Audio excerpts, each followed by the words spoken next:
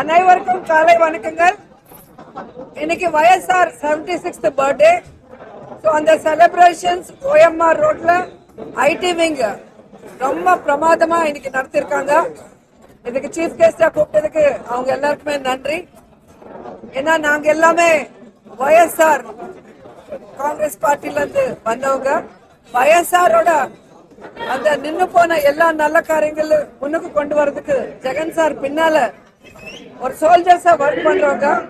So இன்னைக்கு வந்து இந்த பர்த்டே செலிப்ரேஷன்ஸ் எல்லாருமே சேர்ந்துட்டு சந்தோஷமா கொண்டாடி இருக்கோம். அண்ட் பிளட் கேம்ப் இங்க ஓபன் பண்றோம். ஏன்னா ராஜசேகர் ரெட்டி சார் ஒரு டாக்டர். சோ ₹1 டாக்டர் சொல்லுவாங்க. அவர் டாக்டரா இருக்கும் போது ₹1 மட்டும்தான் வாங்குவாங்க பேஷண்ட்ல இருந்து. சோ அவங்களுக்கு நல்ல ஹெல்த் கொடுக்கணும், ஆனா கடன் ஆகக்கூடாதுன்னு தான் அவர் நினைப்பாரு. சோ அவர் சிஎம் ஆனதுக்கு அப்புறம் ஆரோக்கியஸ்ரீ கொண்டு வந்து எல்லா ஏழைகளுக்கு கார்பரேட் ஹாஸ்பிட்டல்ஸ்ல ஃப்ரீ ஆஃப் காஸ்ட் எல்லா பெரிய ஆபரேஷன்ல இருந்து எல்லாமே ஃப்ரீயா பண்ணிருக்காங்க. அதனால அவரோட பர்த்டே செலிப்ரேஷன்ஸ்ல நாங்க எல்லாம் பிளட் பேங்க் வச்சுட்டு பிளட் கேம்ப் வச்சுட்டு பிளட் டொனேட் பண்றோம். ஏன்னா ஒருத்தர் பிளட் வந்து ஒரு உயிர் காப்பாத்தும். சோ ஆஸ் எ டாக்டரா அவர் எத்தனை உயிர் காப்பாத்திருக்காங்க, அவருக்காக நாங்க இன்னைக்கு பிளட் டொனேட் பண்ண போறோம். அண்ட் அவர் வந்து விமென்காக நிறைய பண்ணிருக்காங்க, ஃபார்மர்ஸ்க்காக நிறைய பண்ணிருக்காங்க, ஸ்டூடெண்ட்ஸ்க்காக நிறைய பண்ணிருக்காங்க. இது மாதிரி சொல்லிக்கிட்டே போனா ஸ்டேட்ல இருக்கிற எல்லாருக்குமே நல்லது பண்ணதுனாலதான் 16 வருஷமாவது அவர் இறந்துட்டு. ஆனாலும் இன்னைக்கு எல்லாருமே அவரை கடவுளா இங்க நினைச்சிட்டு இருக்கோம். சோ அவர் மாதிரி ஒரு நல்ல மனிதர், நல்ல லீடர் இந்த ஸ்டேட்ல ஆஃப்டர் இண்டிபெண்டன்ஸ் வந்து யாருமே இல்ல. ஃபர்ஸ்ட் YSR, அதுக்கப்புறம் இப்போ ஜெகன்மோகன் ரெட்டி சார். சோ எப்பவுமே ஏழைகளுக்கு நல்லது செய்யணுங்கிறது தான் அவங்களோட நினைப்பு. அதுக்காக தான் அவங்க உயிரோட இருக்கிற வரைக்கும் YSR வேலை செஞ்சுட்டே இருந்தாரு. சோ அவரோட நினைவுகள்ல நாங்க எல்லாம் இப்போ முன்னுக்கு போறோம், ஜனங்களுக்கு நல்லது செய்யறோம். சோ ஜெகன் சார் 5 இயர்ஸ் அவங்க அப்பா மாதிரியே ஜனங்களுக்காக எவ்வளவு நல்லது செஞ்சிருக்காங்க. ஆனா நீங்க பாத்திருக்கீங்க ஒரு டிராமா ஆர்டிஸ்ட் பவன் கல்யாண், அப்புறம் ஒரு பொய்யான பேச்சு பேசிட்டே சிஎம்மா இன்னைக்கு இருக்கிற EVM பாபுன்னு சொல்லுவோம் நாங்க. ஏன்னா இந்தியால எந்த ஸ்டேட்ல எலெக்ஷன் ஆனாலும் 6 மாசம் EVMs அப்படியே இருக்கணும். இதுதான் எப்பவுமே நடக்கிறது. ஆனா இந்த ஏபில மட்டும் எலெக்ஷன்ஸ் ஆன 10 நாளே ஒரு ஜீவோ கொடுத்துட்டு எல்லா EVM டெஸ்ட்ராய் பண்ணிருக்காங்கன்னா அவங்க EVM எப்படி மேனிபுலேட் பண்ணி இன்னைக்கு அவங்க ஜெயிச்சாங்களோ நீங்க பாக்கணும். ஏன்னா உங்க எல்லாருக்கும் தெரியும், எல்லாம் கம்ப்யூட்டரைஸ்டு. கம்ப்யூட்டர்ல நீங்க ஓட்டு போட்டனுக்கு ஏபில எத்தனை ஓட்டு வந்திருக்கு, எனக்கு எவ்வளவு போல் ஆயிருக்குன்னு ஒரு டிஜிட்டல் நம்பர் இருக்கும் இல்லையா, நீங்க கவுண்ட் பண்ணும் போது கூட அதே நம்பர் இருக்கணும். ஆனா ஓட்டு போடுறதுக்கு இருக்கிற நம்பரோட கவுண்டிங்க்கு 45 லட்சம் ஓட்டு எக்ஸ்ட்ரா இருக்கு. அதை பார்த்து கோர்ட்ல நாங்க கேஸ் போட்டா EVMs இல்ல, ஏன்னா ஜீவா கொடுத்து டெஸ்ட்ராய் பண்ணதுனால ஒன்னும் பண்ண முடியாதுங்கிற போது நீங்க தெரிஞ்சுக்கணும், இவங்க EVM கவர்மெண்ட் தான் ஆந்திர பிரதேஷ்ல இருக்கு. அந்த EVM வச்சுதான் அவங்க வந்திருக்காங்க. அதனாலதான் அவங்க ஜனங்கள அபிமானம் இல்ல. ஜனங்களுக்கு சொன்ன எந்த பேச்சு இன்னைக்கு செய்யணும்னா ஒரு இதுவே இல்ல. அவர் மேனிபெஸ்டோல சொன்னது செய்ய மாட்டேங்கிறாங்க. சூப்பர் 6 சொல்லி எல்லாரையும் ஏமாத்தி இன்னைக்கு ஆட்சிக்கு வந்ததுக்கு அப்புறம் அந்த சூப்பர் 6 கூட பண்ணலாம். சோ ஏபில நீங்க பாத்திருக்கீங்க, ஜூன் 4 வெண்ணு போட்டு தினம். வெண்ணு போட்டுன்னா உங்களுக்கு தெரியும் இல்லையா, கட்டப்பா குத்துனாரே பாகுபலி, அதுதான். அது சந்திரபாபு நாயுடுக்கு பேட்டன்ட் ரைட். முதல் பொண்ணு கொடுத்தா மாமனாருக்கு பேக் ஸ்டாம்ப் பண்ணாரு NTRக்கு. அதுக்கப்புறம் ஓட்டு போட்ட ஜனங்களுக்கு பண்ணிருக்காங்க. சோ இதுதான் இவரோட வேலை. எப்பவுமே மேனிபெஸ்டோல சொன்னது செய்ய மாட்டாங்க. ஆட்சி வர்றதுக்கு பொய் மட்டும் சொல்லுவாங்க. பொய்யான வழி என்ன எத்தனை இருக்கோ அதெல்லாம் பாப்பாங்க. சோ இன்னைக்கு ஸ்டேட் ஃபுல்லா ஜெகன்மோகன் ரெட்டி பின்னால இருக்காங்க. ஏன்னா தெரியாம அவங்கள நம்பின எல்லாருமே இன்னைக்கு தப்பு செஞ்சோம், ஜெகன் வந்தாதான் இந்த ஸ்டேட் நல்லா இருக்கும், ஏழைகள் லைஃப் நல்லா இருக்கும் சொல்லி நீங்களே பாத்துட்டு இருக்கீங்க. ஏபில ஜெகன் சார் எங்க வந்தாலும் ஜனங்க எப்படி வராங்க. సో నాளைకి చిత్తూరులో మ్యాంగో ఫార్మర్స్ కాగా వర పోறாங்க. ஏன்னா சொந்த ஜில்லா சந்திரபாபு நாயுடோட ஓன் டிஸ்ட்ரிக்ட் சித்தூர். அதுல வந்து மேங்கோ ஃபார்மர்ஸ்க்கு வந்து ரொம்ப கஷ்டங்கள். அவங்க எல்லாமே அந்த மேங்கோ ரோட்டு மேல போயிட்டு போறாங்க. ஏன்னா அவங்களுக்கு பர்மிட்ஸ் கொடுக்க மாட்டேங்கிறாங்க. 2 ரூபாய் கொடுத்த 1 கிலோ எங்க இது ஆகும். ஸோ அதுக்கான எதுவுமே பவன் கல்யாண் எடுக்க மாட்டாங்க, சந்திரபாபு நாயுடு எடுக்க மாட்டாங்க. ஆனா எலெக்ஷன் முன்னாடி ரொம்ப பேசினாங்க. இன்னைக்கு நீங்க பாத்தீங்கன்னா ஷூட்டிங் பண்ணிட்டு ஷூட்டிங் பிஸில இருக்காங்க பவன் கல்யாண். எப்போ ஆடி அமாவாசைக்கு ஒரு வாட்டி வராங்க ஆந்திரா. ஆனா புதுசா பார்த்தா தமிழ்நாடுல வந்து ஒரு கிரீன் வேஷ்டி கட்டினாரு. அங்க பார்த்தா ஒரு ரெட் கலர் போட்டுட்டு வருவாரு, சனாதன யோதன்னு சொல்லுவாங்க. திருமலைல இன்னைக்கு பார்த்தா எவ்வளவு பசு இறந்திருக்கு நீங்க பாத்தீங்க. திருமலை கோசாலையில பசுங்கிறதே நமக்கு கடவுள் மாதிரி. அங்க வரமாட்டாரு. ஏன்னா வந்தா கவர்மெண்ட் அவங்களுக்கு கெட்ட பேர் வரும். ஸ்ரீகூர்மம்ல டாட்டாயிஸ் அது வந்து மகாவிஷ்ணு மாதிரி கூர்மம், அது இறந்தாலும் வரமாட்டாங்க.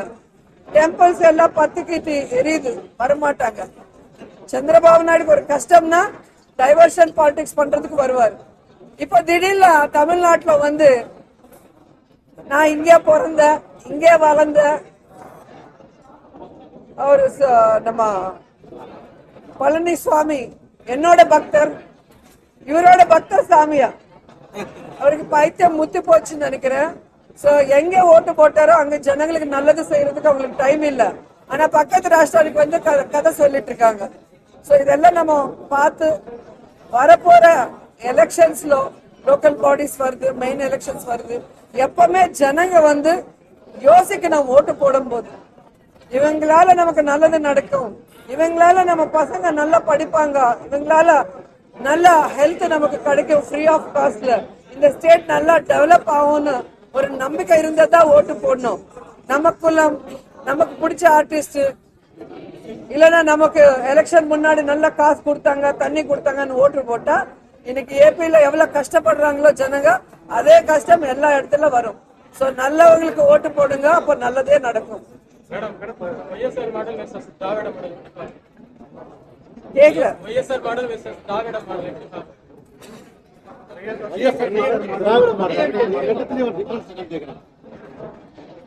தமிழ்நாடு பாலிடிக்ஸ் கேக்குறீங்களா? நான் ஆந்திரா எக்ஸ் மினிஸ்டர் எம்எல்ஏ.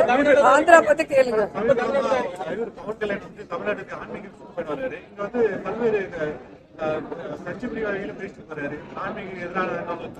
அதான் நான் சொல்லிட்டு இருக்கேன். இப்போ ஆந்திரால வந்து பசு இறந்தாலும் திருமலால வர மாட்டேங்கிறாங்க. திருமலால தண்ணி குடிச்சு மர்டர் நடந்தது, ட்ரக்ஸ் விக்கிறாங்க, எல்லாமே டிவில வருது.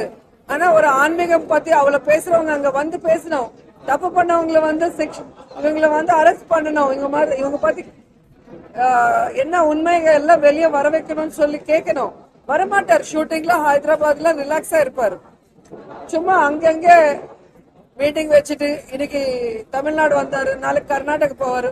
அவருக்கு வந்து டைம் பாஸ் பாலிடிக்ஸ் பண்றாரு. ஒரு சீரியஸ் பொலிட்டிஷியன் கிடையாது. ஏன்னா என்டிஆர் கூட ஒரு ஆர்டிஸ்ட் தான். ஆனா எப்படி ஒர்க் பண்ணிருக்காங்க நீங்க எல்லாம் பாத்திருக்கீங்க. எம்ஜிஆர் சார் ஒரு ஆர்டிஸ்ட் தான், ஜெயலலிதா மேம் ஒரு ஆர்டிஸ்ட் தான். ஆனா முழுக்க அவங்க பாலிடிக்ஸ் வந்ததுக்கு அப்புறம் நேசிச்சா எல்லா தொண்டர்களுக்கும் எல்லா ஜனங்களுக்கும் நல்லது செய்யணும்னு நல்லதே நினைச்சு நல்லதே செஞ்சாங்க. அதனாலதான் இன்னைக்கு கூட நம்ம எம்ஜிஆர் பத்தி பேசுறோம், ஜெயலலிதா அம்மா பத்தி பேசுறோம், என்டிஆர் பத்தி பேசுறோம், சினிமால இருந்து வந்தவங்க. ஆனா இப்ப வரவங்க நீங்க பாக்குறீங்க டைம் பாஸ் பாலிடிக்ஸ் பண்றாங்க. சும்மா ஜனங்களை ஏமாத்துறதுக்கு அவங்களோட இருக்கிற கிரேஸ யூஸ் பண்ணிட்டு ஜனங்களை ஏமாத்திட்டு போயிட்டு இருக்காங்க. அது தப்புங்கிற. நீங்க நல்லது செய்யணும்னா ஃபுல் அண்ட் ஃபுல் பாலிடிக்ஸ்க்கு வாங்க, ஃபுல் டைம் ஜனங்களுக்கு கொடுங்க, ஜனங்க கஷ்டம் என்னன்னு தெரிஞ்சுக்கோங்க. அது நீக்கிறதுக்கு நீங்க என்ன செய்ய போறீங்க, அதுக்கு ஒரு நல்ல திட்டங்கள் கொண்டு வாங்க. இது வந்து டிவிக்கு விஜய்க்கும் நானும் ஆர்டிஸ்டாப்பா, யாரா இருந்தாலும் ஒண்ணுதான். நான் நிறைய மீட்டிங்ல சொன்னேன், பாலிடிக்ஸ்க்கு யார் வேணாலும் வரலாம், ஆனா வரும்போது நல்ல எண்ணத்தோட வாங்க. ஏன்னா ஆந்திரால சிரஞ்சீவி சார் வந்ததுக்கு அப்புறம் திடீர்னு அந்த பார்ட்டி எடுத்து போய் காங்கிரஸ்ல மெர்ஜ் பண்ணிட்டு போயிட்டாங்க. அவங்கள நம்பி வந்தவங்க ரோட்ல நிக்கிறாங்க இல்லையா, உங்களுக்கு என்ன ரைட் இருக்கு உங்க பின்னால வரவங்கள நீங்க ரோட்ல நிக்க வைக்கிறதுக்கு? அதே மாதிரி பவன் கல்யாண் பார்ட்டி வச்சாங்க, எலெக்ஷனே போல 2014. ஒரு நாள் தெலுங்கு தேசம் ஜெண்டா தூக்க சொல்லுவாங்க, ஒரு நாள் பிஜேபி ஜெண்டா தூக்க சொல்லுவாங்க, ஒரு நாள் மாயாவதி மேடம் கூட எலெக்ஷனுக்கு வந்தாங்க 2009, அவங்க கொடி தூக்க சொல்றாங்க. அவங்க தொண்டர்கள் வந்து கூலி கிடையாது இல்லையா, இவர் சொல்ற பார்ட்டி ஜெண்டா தூக்குறதுக்கு மட்டும் கிடையாது இல்லையா, அதுக்கு ஒரு எஜெண்டா இருக்கணும் இல்லையா. சோ அந்த மாதிரி செய்யாதீங்க.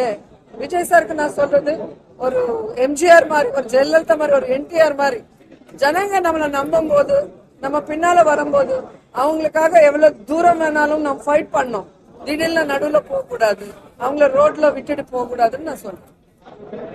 Thank you so much. 5 வருஷம் ஜெகன்மோகன் ரெட்டி ஆட்சி நடத்தினாரு. ஆந்திரா விட்டு எங்கேயுமே போல, அங்க இருந்து அங்க இருக்கிற மக்களுக்காக உழைச்சாரு.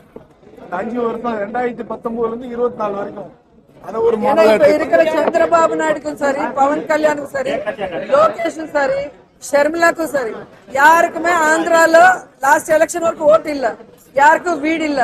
எல்லாம் ஹைதராபாத்ல இருந்து மண்டே மார்னிங் வருவாங்க, ஃப்ரைடே போயிடுவாங்க. அப்படி போனதுனால தான் விஜயவாடா விஜயவாடா முழுங்கி போயிடுச்சு பாத்தீங்களா ரெயின்ஸ்ல. சோ யாருமே எதுவும் ஜனங்களை பத்தி யோசனை பண்ண மாட்டேங்கிறாங்க, டைம் பாஸ் பாலிடிக்ஸ் பண்றாங்க. அது கரெக்ட் இல்ல. ராஜசேகர் ரெட்டி மாதிரி, ஜெகன்மோகன் ரெட்டி மாதிரி அந்த ஸ்டேட்லவே இருக்கணும். ஏன்னா அவங்களுக்கு ஓட்டு போடும் போது அவங்களுக்கு ஒரு நல்லது கெட்டதுன்னா நீங்க அங்க இருக்கணும். அவங்க கூப்பிட்டா ஓடி அவங்க கிட்ட போயிட்டு அவங்க கூட நிக்கிற மாதிரி நீங்க அந்த தூரத்துல இருக்கணும். மக்களுக்காக உழைக்கணும்ன்றாங்க. அந்த மக்கள் ஓட்டு போட்டிருக்காங்கல்ல ஆந்திரா மக்கள், அந்த மக்களுக்காக உழைக்கணும்னு மேடம் சொல்றாங்க. அடுத்த வருஷம் தமிழ்நாட்டுல எலெக்ஷன் வரப்போகுது, சட்டமன்ற எலெக்ஷன். வந்து எல்லா துறையை சார்ந்தவங்க பயன்படுத்துறாங்க. பட் ஆனா சினிமா ஃபீல்ட்ல பயன்படுத்த ஃபோக்கஸ்டா பாக்குறாங்களா? சினிமாக்கு அதுதான் கஷ்டம். ஏன்னா ஆர்டிஸ்ட்னா ரீச் நிறைய இருக்கும் இல்லையா, நீங்க டிஆர்பின்னு சொல்லுவாங்க. சோ நார்மல் ஆள் பத்தி எது சொன்னாலும் யாரும் கேட்க போறது கிடையாது. ஆனா ஒரு சினிமா ஆர்டிஸ்ட் இல்ல அவங்க குடும்பத்துக்கு சேர்ந்தவங்கள பத்தி ஒரு இஷ்யூனா உடனே அதுக்கு ஒரு பப்ளிசிட்டி இருக்கும். அதனால பாவம் அவங்கதான் மாட்டிக்கிறாங்க. அவங்க செய்யற நல்ல காரியங்கள் யாரும் போட மாட்டாங்க டிவில. ஆனா ஒரு சின்ன தப்பு நடந்தாலும் அது பெருசா போக்கஸ் பண்ணி அவங்க வாழ்க்கையில அந்த ஃபேமிலி வெளியே வர முடியாத அளவுக்கு பண்றாங்க. அது ரொம்ப தப்பு. மேம் 2026 எலெக்ஷன் வரப்போகுது. பவன் கல்யாண் என்டிஏல தமிழ்நாட்டுல போட்டியிடலாம், பிரச்சாரம் செய்யலாம்ன்ற ஒரு முடிவுல இருக்கிறதா தெரிவிக்கிறாங்க. ஒய்எஸ்ஆருக்கு எதுவும் வாய்ப்பு இருக்கா 2026 தேர்தல போறதுக்கா? இந்தியா போட்டியிடுறதுக்கோ இல்ல கூட்டணிக்கோ ஏதாவது வாய்ப்பு இருக்கா? போட்டி பண்ணா அந்த இடத்துல நின்று ஜனங்களுக்கு நல்லது செய்யணும், அந்த மாதிரி இருக்கணும். சும்மா time pass politics Jaganmohan Reddy sir பண்ண மாட்டாங்க. சோ அது பண்றது வந்து time pass politics. Pawan Kalyan சும்மா சுத்திட்டு இருப்பாங்க. இப்ப ஒன்னு டிப்யூட்டி சிஎம் ஆக்குனாங்க. சிஎம்க்கு அப்புறம் அவளை பொறுப்பான ஒரு வேலையில இருந்து எத்தனை மீட்டிங் வந்திருக்காங்க, கேபினெட் மீட்டிங், எத்தனை இஷ்யூஸ் மேல இவர் ஃபைட் பண்ணிருக்காங்க. இவருக்கு ஓட்டு போட்டா பிட்டாபுரம் கான்ஸ்டிட்யூன்சி ஜனங்களுக்கு எவ்வளவு நாள் டைம் கொடுத்திருக்காங்க, என்ன டெவலப்மெண்ட் பண்ணிருக்காங்க, எத்தனை வாட்டி கான்ஸ்டிட்யூன்சிக்கு போயிருக்காங்க பாத்துக்கோங்க.